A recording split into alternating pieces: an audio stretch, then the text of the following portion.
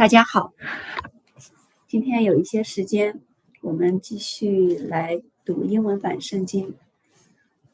好，我现在呢已经被皇后学院研究生处的世界语言教育专业录取了。再过1个月吧，1月底就会开始上课。非常非常开心，也有一点点压力，但是这个压力刚刚好。那我现在需要学英语，学英语的方式，对我来说比较有效的、收获比较大的就是读英文圣经，哪怕只读一遍，读完一遍之后呢，在听英文圣经的时候，在听到这里的时候就非常的熟悉。那如果没有读过，只是反复的听，他感觉不如读一遍之后更熟悉。好，我们现在挑战从创世纪的第11章到第20章。之前读过，从第1章读到第10章，感觉最有压力的是读到名字的时候，很多的名字那见笑啊。好，我用的是这种版本 NIV 版新国际版，这是中英对照的。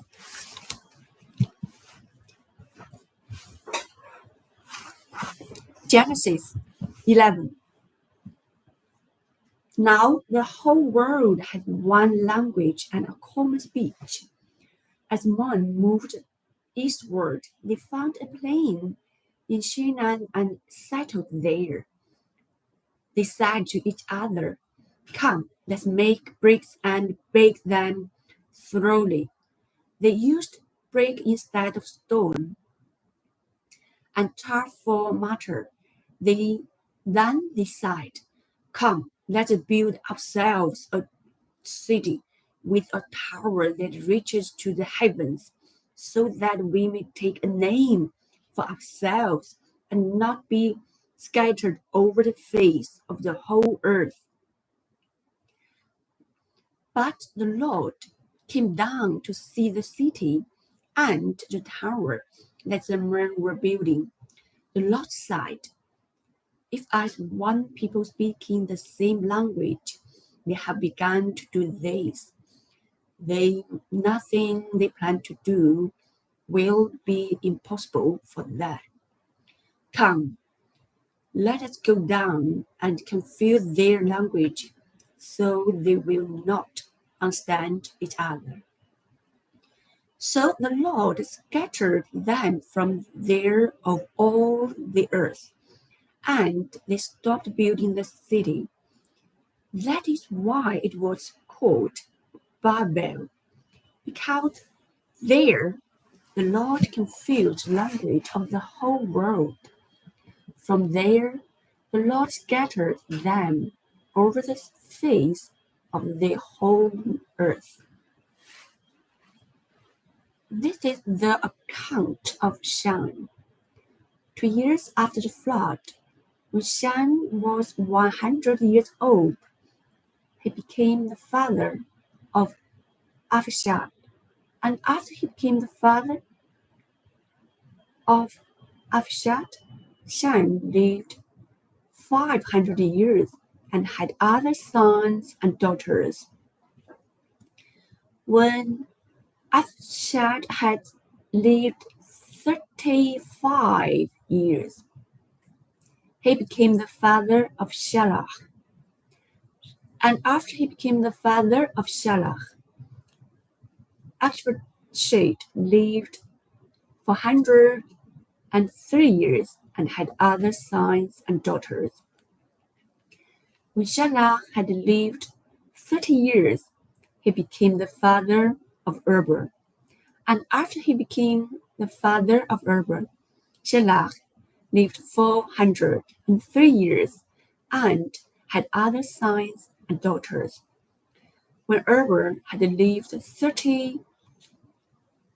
34 years, he became the father of Peleg. And after he became the father of Peleg, Abram lived 430 years and had other sons and daughters. When Peleg had lived 30 years, he became the father of Reu. And after he became the father of Reu, Peleg lived 209 years and had other sons and daughters. When Reu had lived 32 years, he became the father of Sarah. And after he became the father of Sarah, Reu lived 207 years and had other sons and daughters. When Sarah had lived 30 years, he became the father of Noah. And after he became the father of Noah, Sarah lived 200 years and had other sons and daughters. When Noah had lived 29 years, he became the father of Terah. And after he became the father of Terah, Noah lived 119 years and had other sons and daughters. After Terah had lived 90 years, he became the father of Abram, Nahor, and Haran. This is the account of Terah. Terah became the father of Abram, Nahor, and Haran. And Haran became the father of Lot. While his father Terah was still alive, Haran died in Ur of the Chaldeans in the land of his birth.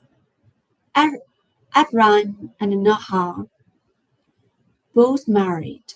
The name of Abram's wife was Sarah, and the name of Nahor's wife was Milcah.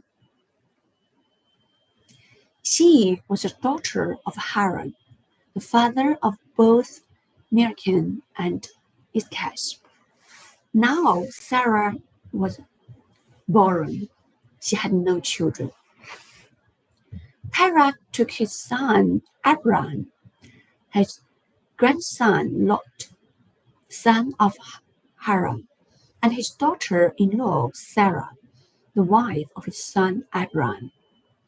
And together they set out from Ur of the Chaldeans to go to Canaan. But when they came to Haran, they settled there. Terah lived 205 years, and he died in Haran. Genesis 12. The Lord had said to Abram, "Leave your country, your people, and your father's household, and go to the land I will show you. I will make you into a great nation, and I will bless you. I will make your name great, and you will be a blessing. I will bless those who bless you, and whoever curses you, I will curse. And all peoples on earth will be blessed through you." So Abraham left, and the Lord had told him, and Lot went with him. Abraham was 75 years old when he set out from Haran.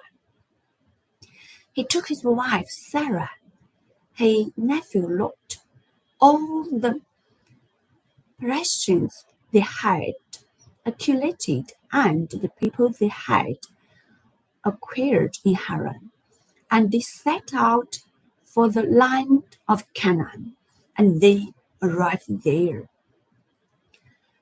Abraham traveled through the land as far as the site of the great tree of Morah at Shechar. At that time, the Canaanites were in the land.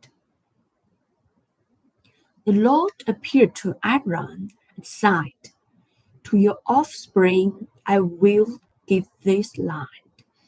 So he built an altar there to the Lord, who had appeared to him.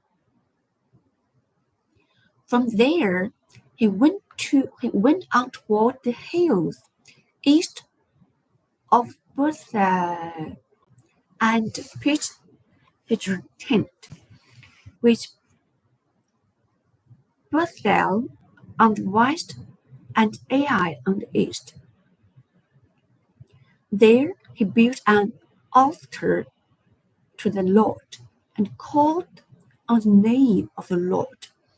Then Abram set out and continued toward the Negev.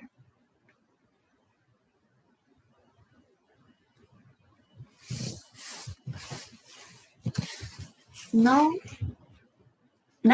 there was a famine in the land,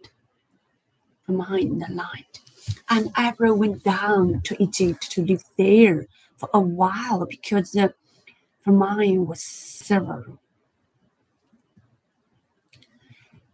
As he was about to enter Egypt, he said to his wife Sarah, "I know what a beautiful woman you are.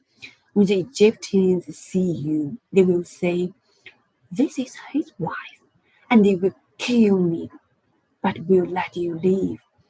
Say you are my sister, so that I will be treated well for your sake, and my life will be spared because of you." When Abraham came to Egypt, the Egyptians saw that she was a very beautiful woman, and when Pharaoh officials saw her, they praised her to Pharaoh, and she was taken into his palace. He treated Abram well for her sake, and Abram acquired sheep and cattle, male and female donkeys, mercenaries and maidservants, and camels. But the Lord inflicted several diseases on Pharaoh and his household because of Abram's wife Sarah. So Pharaoh smirked Abram. "What have you done to me?" he said. "Why didn't you tell me she was your wife? Why did you say she is my sister, so that I took her to be my wife? Now then, here is your wife. Take her and go." Then Pharaoh gave orders about Abram to his men, and they sent him on his way with his wife and everything he had. Genesis 13. So Abram went up from Egypt to the Negev.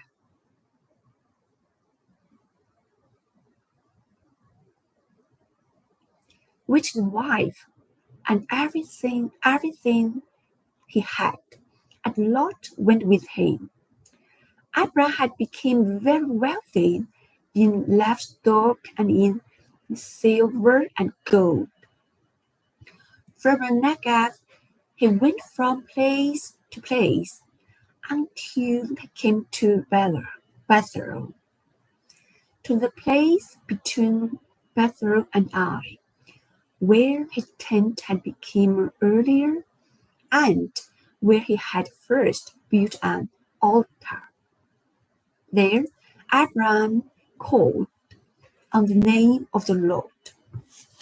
Now Lot, who was moving about with Abram, also had flocks and herds and tents, but the land couldn't support them while they stayed together, for their possessions were so great that they were not able to stay together, and quarreling arose between Abraham's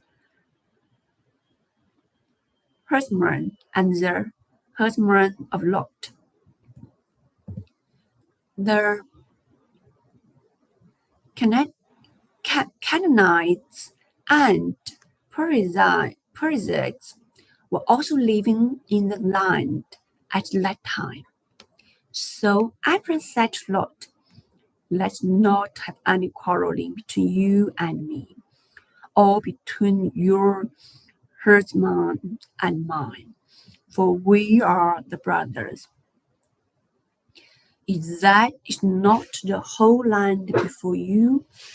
Let's part company. If you go to the left, I will go to the right. If you go to the right, I will go to the left." Lot looked up and saw that the whole plain of the Judah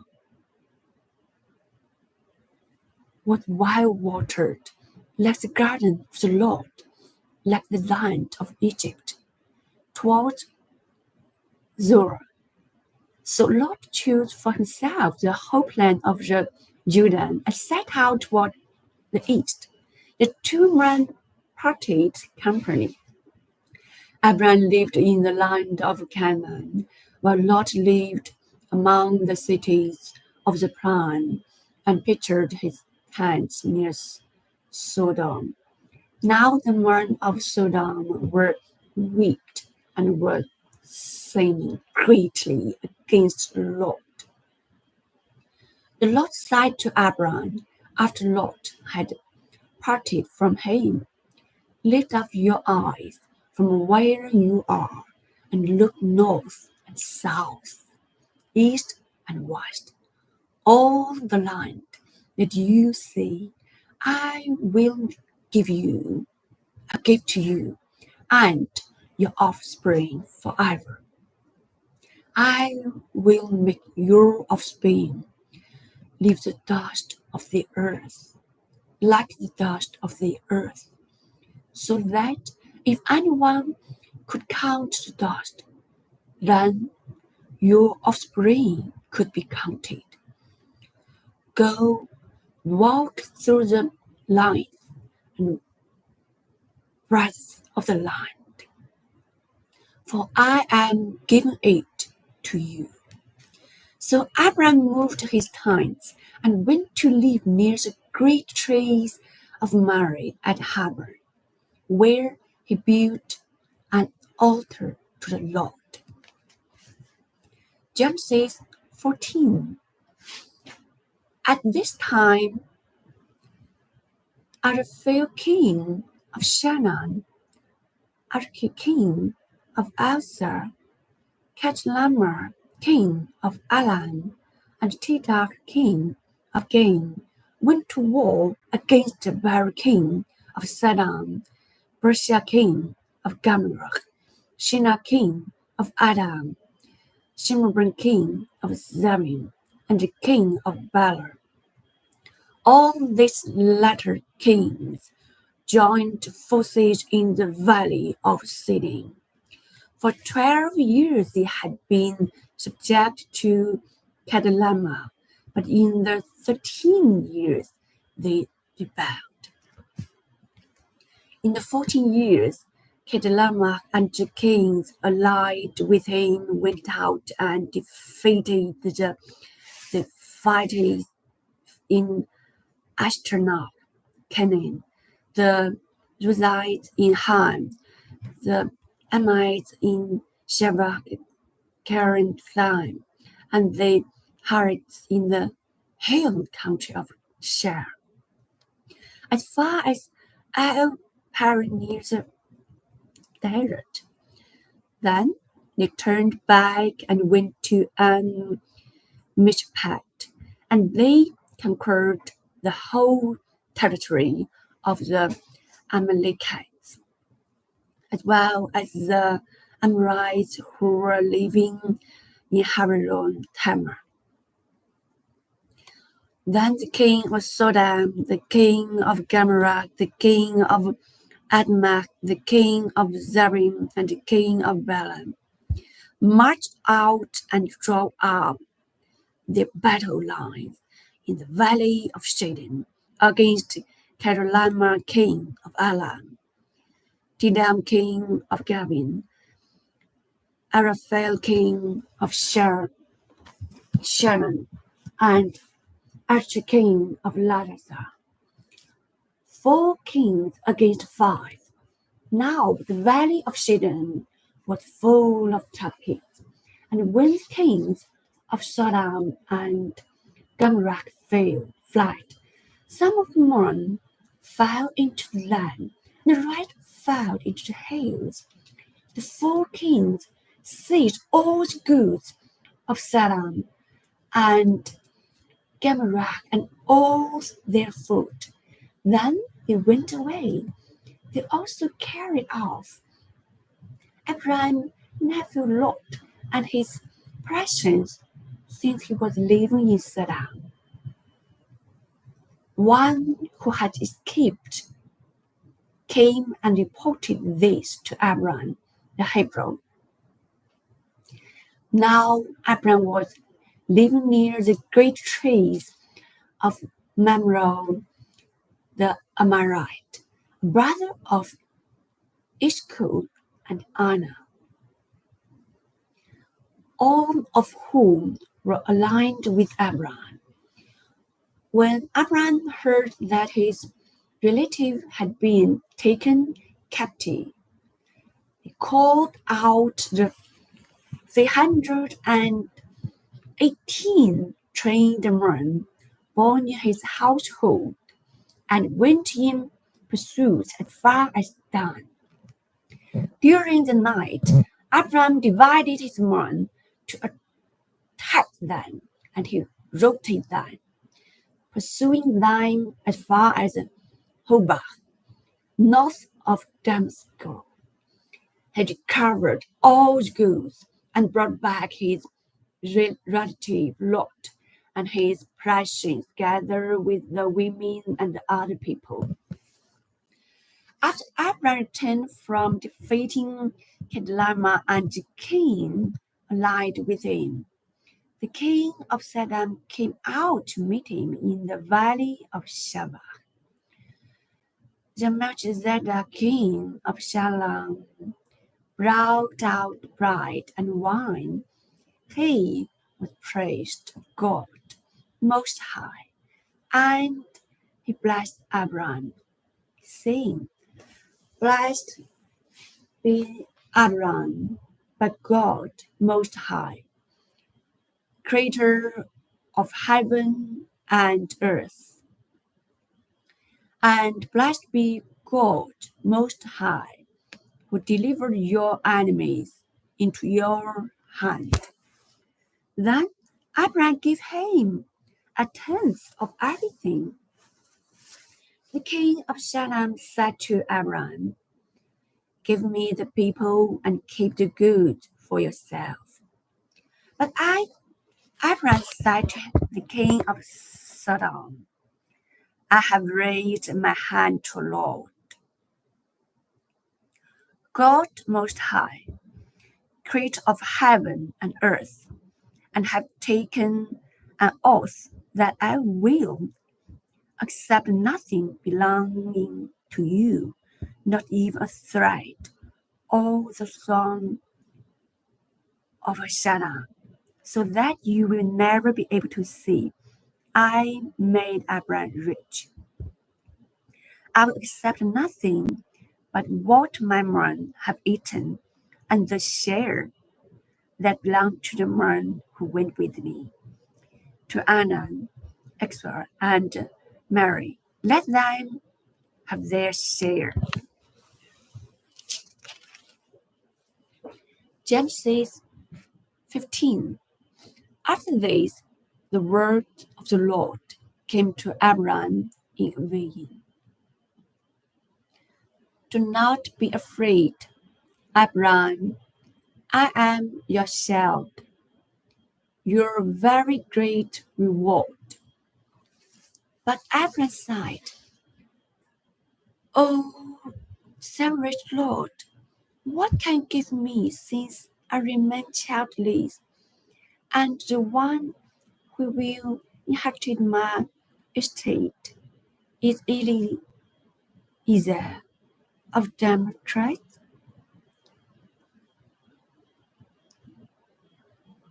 And Abram sighed, "You have given me no children, so a servant in my household will be my heir." Then the word of the Lord, came to him. "This man will not be your heir, but a son coming from your own body will be your heir." He took him outside and said, "Look up at the heavens and count the stars. If indeed you can count them." Then he said to him, "So shall your offering be."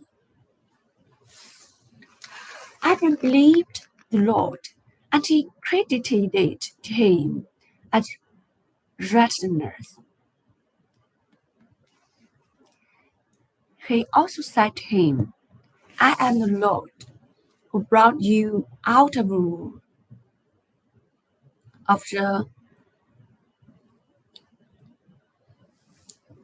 Chaldeans to give you this land, to take possession of it." But Abram said, "Oh, sovereign Lord, how can I know that I will gain possession of it?" So the Lord said to him, "Bring me a heifer, a goat, and a ram, each 3 years old, along with a dove and a young pigeon." Abram brought all this to him, cut them in two, and arranged the house opposite each other. The birds, however, he didn't cut in half. Then birds of prey came down on the carcass, but Abram drove them away. As the sun was setting, Abram fell into a deep sleep, and a thick and dreadful darkness came over him. Then the Lord said to him, "Know for certain that your descendants will be strangers in a country not their own, and they will be enslaved and mistreated for 100 years. But I will punish the nation they serve as slaves, and afterward they will come out with great possessions. You, however, will go to your fathers in peace and be buried at a good old age. In the fourth generation, the descendants will come back here, for the sin of the Amorites has not yet reached its full measure." When the sun had set and darkness had fallen, a smoking phillipot with a blazing torch appeared and passed between the pieces. On that day the Lord made a covenant with Abram and said, "To your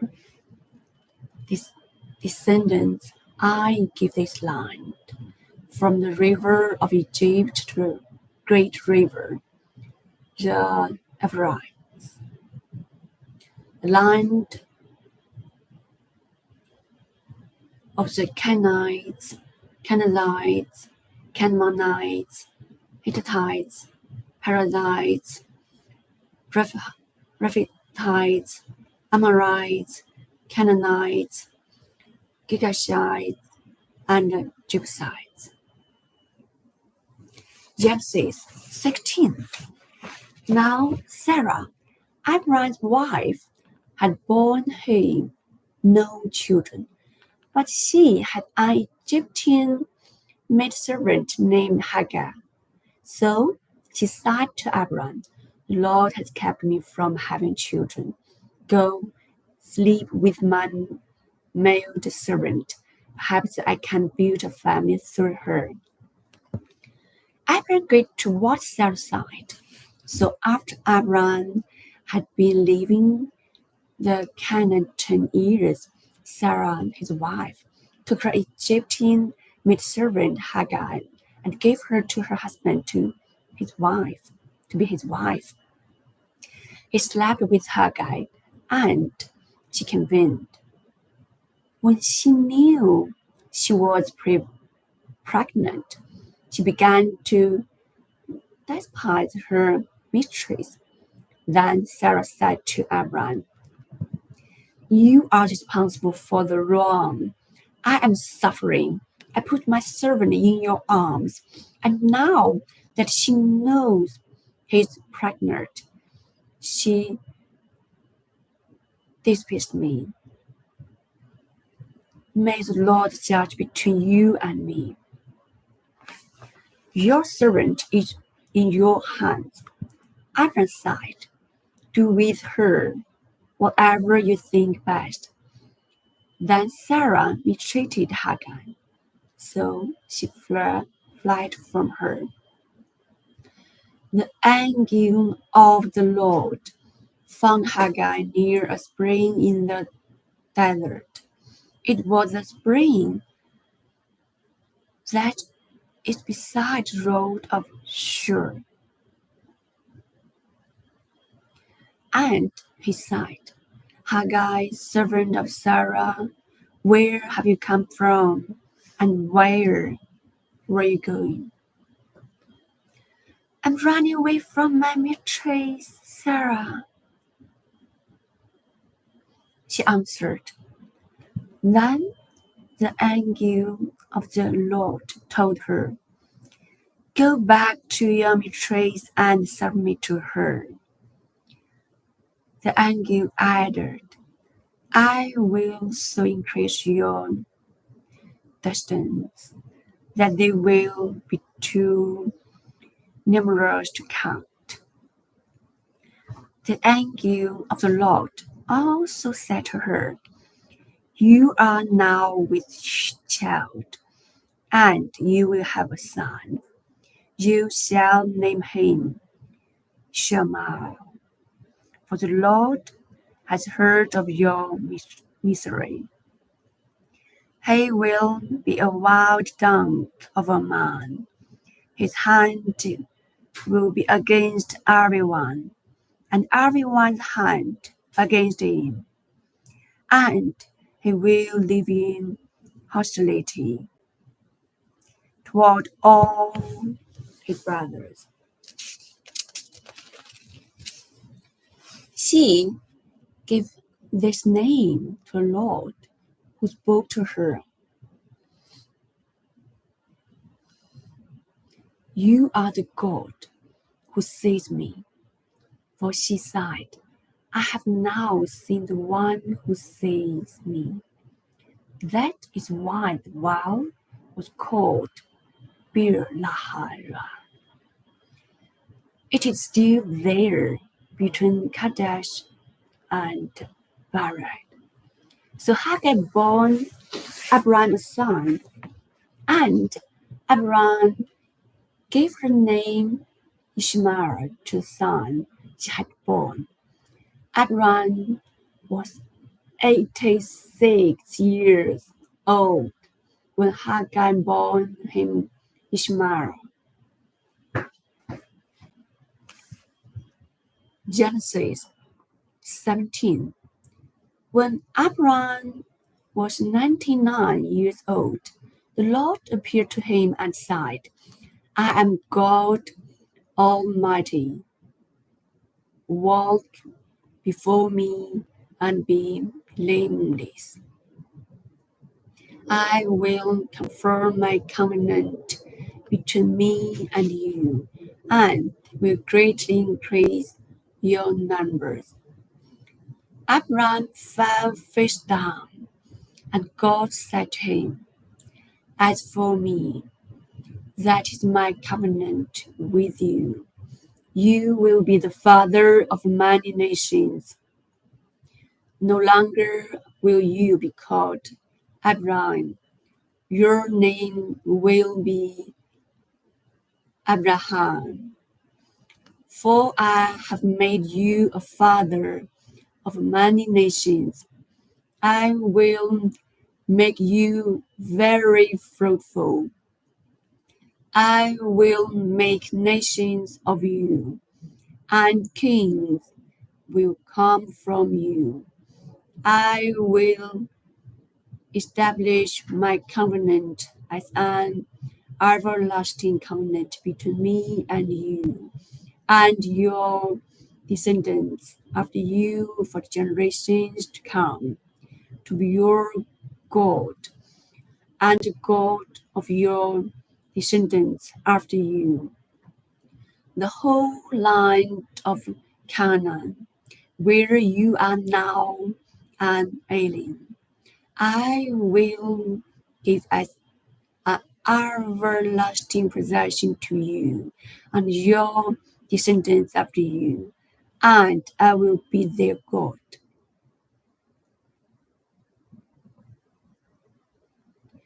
Then God said to Abraham, As for you, you must keep my covenant, you and your descendants after you for the generations to come.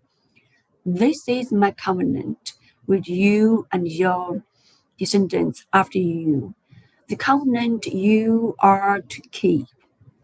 Every male among you shall be circumcised. You are the undergo circumcision, and it will be the sign of the covenant between me and you. For generations to come, every male among you who is 8 days old must be circumcised, including those born in your household or bought with money from a foreigner, those who are not your offspring,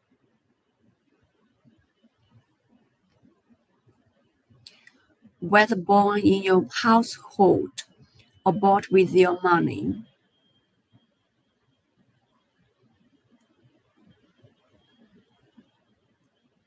They must be circumcised. My covenant in your flesh is to be an everlasting covenant.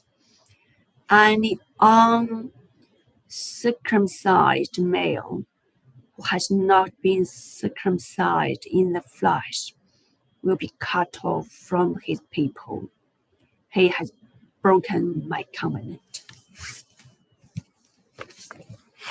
God also said to Abraham, As for Sarah, your wife, you are no longer to call her Sarah. Her name will be Sarah. I will bless her and will surely give you a son by her. I will bless her so that she will be the mother of nations. Kings of peoples will come from her. Abraham fell face down. He laughed and said to him, Will a son be born to a man 100 years old? Will Sarah bear a child at the age of 90?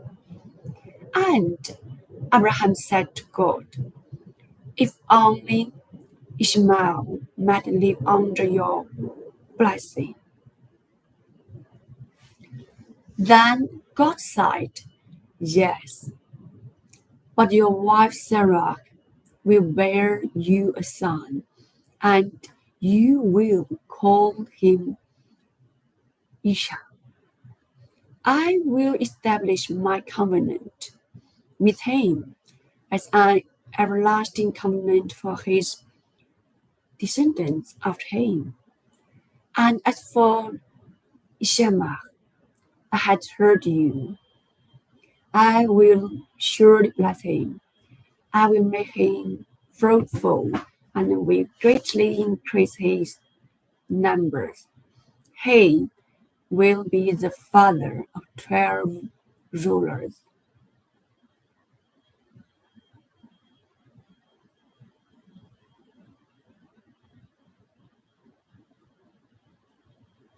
And I will make him into a great nation, but my covenant I will establish with Isaac, whom Sarah will bear to you by this time next year. When he had finished speaking with Abraham, God went up from him. On that very day,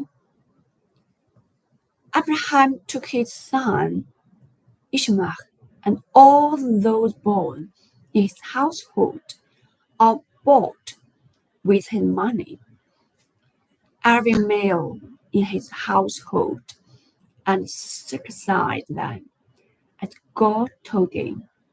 Abraham was 99 years old when he was circumcised, and his son Ishmael was 13. Abraham and his son Ishmael were born circumcised on that same day, and every male in Abraham's household, including those born in his household apart from a foreigner, was circumcised with him. Genesis 18. The Lord appeared to Abraham near the great trees of Mamre while he was sitting at the entrance to his tent in the heat of the day.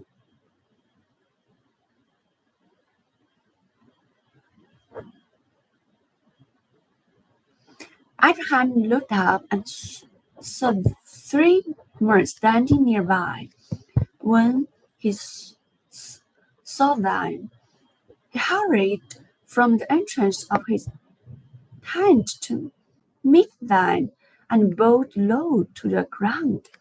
He said, "If I have found favor in your eyes, my Lord, do not pass your servant by. Let a little water be brought, and then you may all wash your feet and rest on this tree. Let me get you something to eat, so you can be refreshed and then go on your way, now that you have come to your servant." "Very well," they answered. "Do as you see." So Abraham hurried into the tent to Sarah. "Quick," he said, "get 3 shells of fine flour and knead it and bake some bread." Then he ran to the herd and selected a choice, turned a calf and gave it to a servant, who hurried to prepare it. He then brought some curds and milk, and the calf that had been prepared, and set these before them. While they ate, he stood near them under a tree. "Where is your wife Sarah?" they asked him. "There, in the tent," he said. Then the Lord said, "I will surely return to you about this time next year, and Sarah, your wife, will have a son." Now Sarah was listening at the entrance of the tent, which was behind him. Abraham and Sarah were already old and well advanced in years, and Sarah was past the age of childbearing. So Sarah laughed to herself as she thought, "After I am worn out, and my master is old, will I now have this pleasure?" Then the Lord said to Abraham, "Why did Sarah laugh and say, 'Will I really have a child, now that I am old?' Is anything too hard for the Lord? I will return to you at the appointed time next year, and Sarah will have a son." Sarah was afraid, so he lied and sighed. "I didn't laugh," but he sighed. "Yes, you did laugh." When the man got up to leave, they looked down toward Sodom, and Abraham walked along with them to see them on their way. Then the Lord said, "Shall I hide from Abraham what I am about to do? Abraham will surely become a great and powerful nation, and all nations on earth will be blessed through him.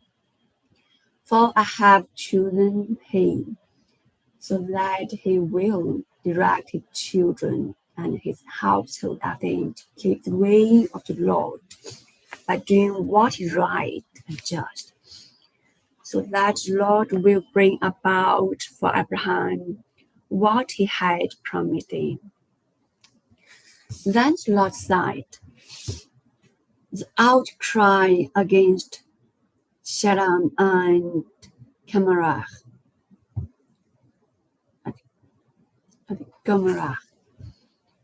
is so great, and their sin so grievous, that I will go down and say, if what they had done is as bad as the outcry that has reached me.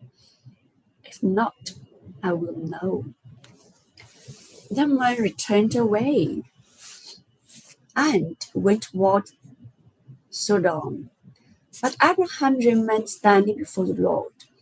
Then Abraham approached him and said, "Will you sweep away the righteous with the wicked? What if there are 14 righteous people in the city? Will you really sweep it away and not spare place for the sake of the 14 righteous people in it?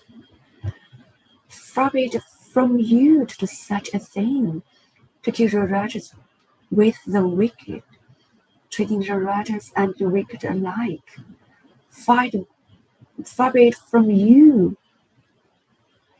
Will not be judge of all the earth right?" Lot sighed. "If I found 50 righteous people in the city of Sodom, I will spare the whole place for their sake." Then Abraham spoke up again. "Now that I have been so bold as to speak to the Lord, though I am nothing but dust and ash, what if the number of the righteous is 5 less than 50? Will you destroy the whole city because of 5 people?" "If I found 45 there," he said, "I will not destroy it." Once again he spoke to him. "What if only 14 are found there?" He said, "For the sake of 14, I will not do that. I will not do it." Then he sighed, "May the Lord not be angry, but let me speak. What if only 30 can be found there?" He answered, "I will not do it if I found 30 there." Abraham sighed. Now that I have been so bold as to speak to the Lord, what if only 20 can be found there? He sighed. For the sake of 20, I will not destroy it. Then he sighed. May the Lord not be angry, but let me speak just one more. What if only 10 can be found there? He answered, for the sake of 10, I will not destroy it. When the Lord had finished speaking with Abraham, he left, and Abraham returned home. Genesis 19. The two angels arrived at Sodom in the evening, and Lot was sitting in the gateway of the city. When he saw them, he got up to meet them and bowed down with his face to the ground. My lords, he sighed, please turn aside to your servant's house. You can wash your feet and spend the night, and then go on your way early in the morning. No, they answered. We will spend the night in the square. But he insisted so strongly that they did go with him and entered his house. He prepared a meal for them, baking bread without yeast, and they ate. Before they had gone to bed, all the men from every part of the city of Sodom, both young and old, surrounded the house. They called to Lot, "We are the men who came to you tonight. Bring them out to us, so that we can have sex with them."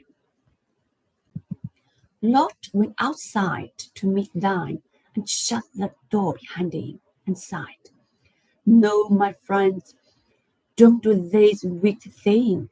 Look, I have two daughters who have never slept with a man. Let me bring them out to you, and you can do what you like with them. But don't do anything to these men, for they have come under the protection of my roof. Get out of our way, they replied, and they sighed. This fellow came here as an alien, and now he wants to play the judge. We will treat you worse than them. They kept bringing pressure on Lot and moved forward to break down the door. But the man inside reached out and pulled Lot back into the house and shut it down. Then he dragged the man who were at the door of the house, young and old, with blindness, so that they could not find the door.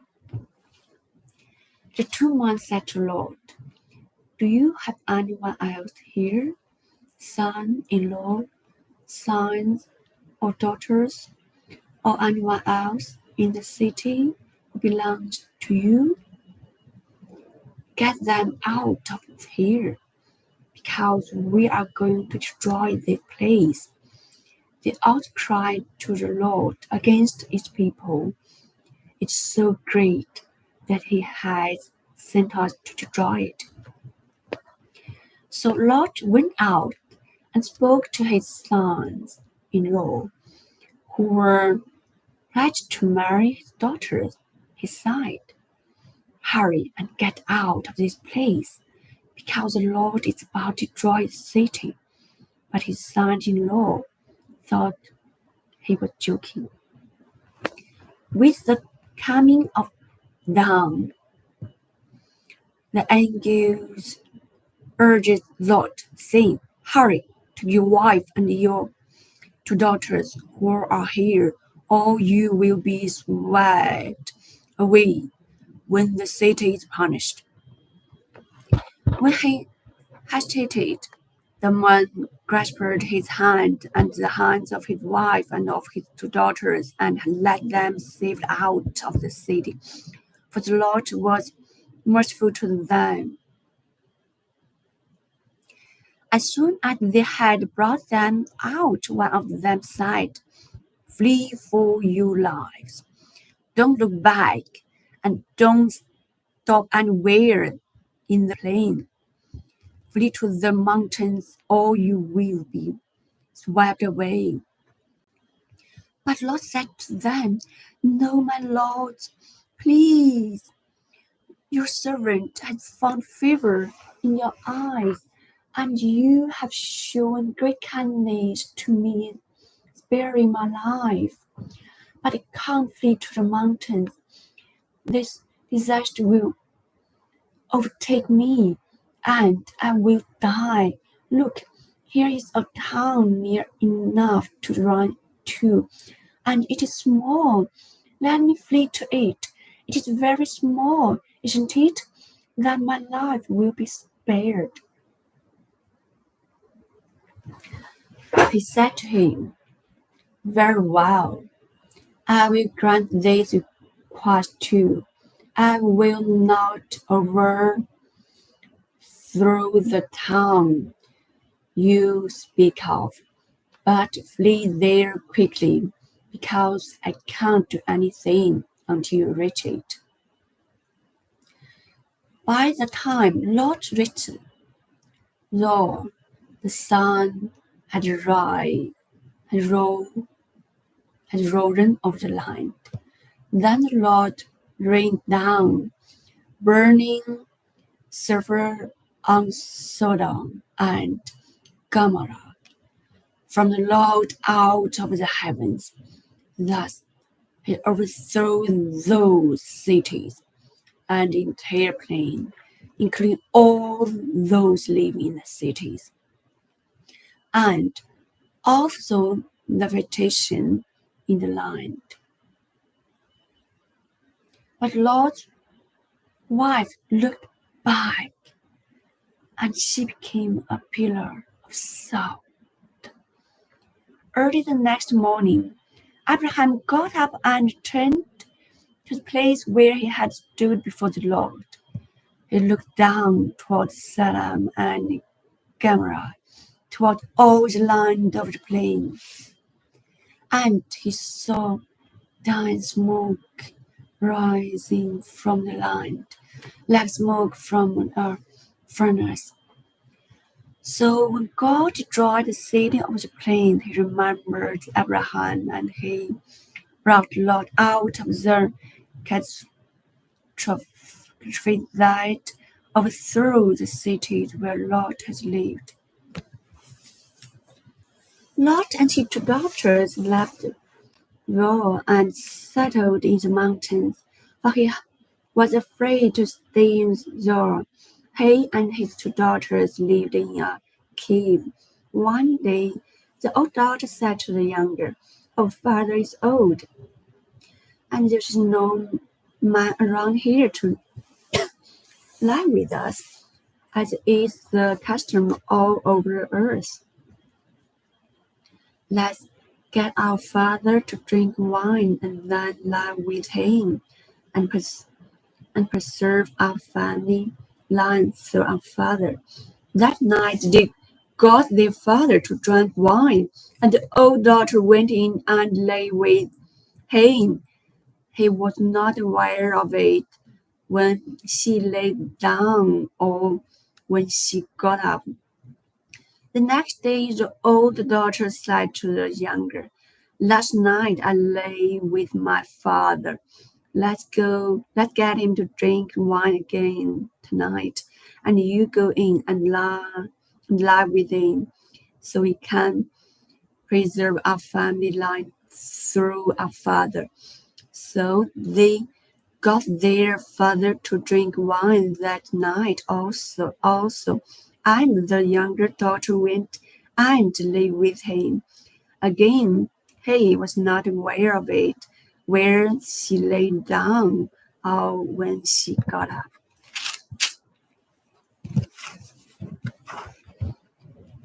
So both of Lot's daughters became pregnant by their father.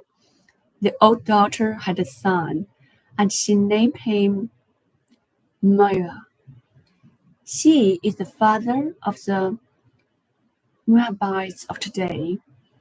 The younger daughter also had a son, and she named him Ben-Ammi. And he is the father of the Ammonites of today.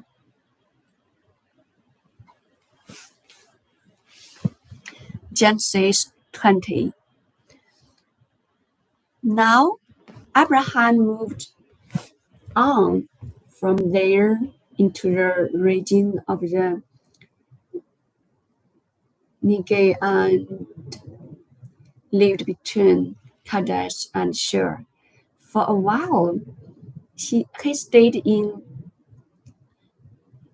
Gerar, and there Abraham said of his wife Sarah, "She is my sister."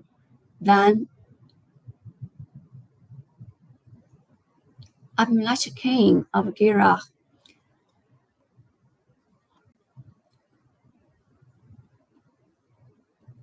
sent for Sarah and took her. But God came to Abimelech in a dream one night and said to him, "You are as good as dead, because of the woman you have taken. She is a married woman." Now Abimelech had not gone near her. So he said, "Lord, will you destroy an innocent nation? Did he not say to me, 'She is my sister'? And didn't she also say,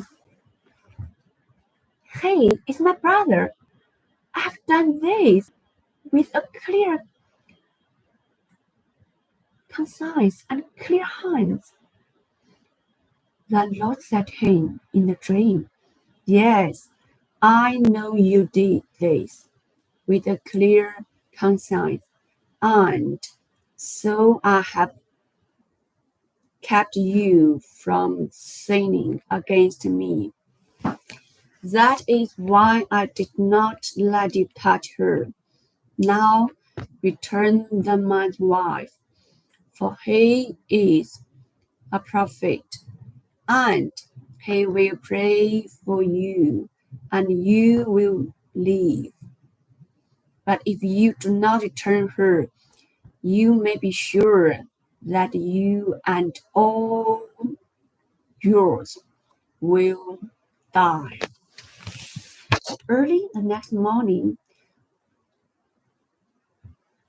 Abimelech summoned all his officials, and when he told them all that had happened, they were very much afraid. Then Abimelech called Abraham in and said, "What have you done to us? How have I wronged you that you have brought such great guilt upon me and my kingdom? You have done things to me that should not be done." And Abimelech asked Abraham, "What was your reason for doing this?" Abraham replied, "I said to myself, there is surely no fear of God in this place, and they will kill me because of my wife. Besides, she really is my sister, the daughter of my father, though not my mother. And she became my wife. And when God had me wander from my father's household, I said to her, 'This is how you can show your love to me. Everywhere we go, say of me, "Hey, is my brother. Then Abimelech brought sheep and cattle and male and female slaves and gave them to Abraham. And he turned Sarah, his wife, to him. And Abimelech said, My land is before you. Live wherever you like. To Sarah he said, I am giving your brother 1,000 shekels of silver. This is to cover the offense against you before all who are with you. You are completely vindicated. Then Abraham prayed to God, and God healed Abimelech, his wife, and his slave girls so they could have children again. For the Lord has closed up every woman in Abimelech's household because of Abraham's wife Sarah.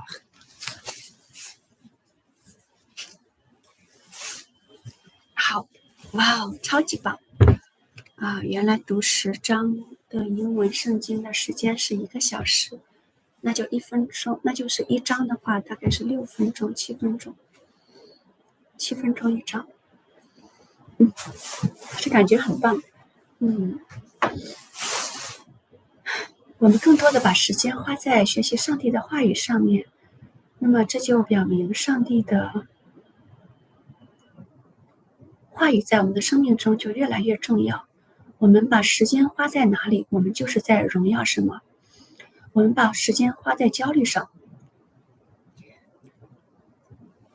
那我们就是在荣耀焦虑。